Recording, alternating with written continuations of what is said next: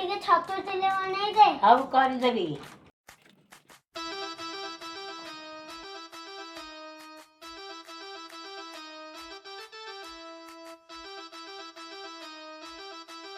Cornflour ପକେଇବା, ଲୁଣ,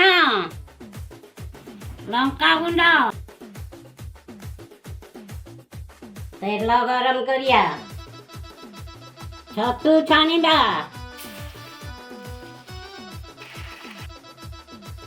କଟା ରସୁଣ ପକେଇବା, କ୍ୟାପ୍ସିକମ୍ ପକେଇବା, ପିଆଜ, କଞ୍ଚା ଲଙ୍କା ପକେଇବା,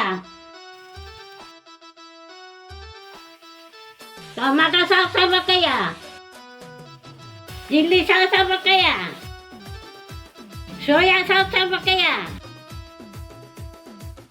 ଗୋଲମରିଚ ଗୁଣ୍ଡ, ଛଣା ଛତୁ ପକେଇବା, ଧନିଆ ପତ୍ର ପକେଇବା। ରେଡି ହେଇଗଲା ଛତୁ ଚିଲି। ଭଲ ଲାଗିଲେ ଲାଇକ୍ କରିବ, ସବସ୍କ୍ରାଇବ୍ କରିବ।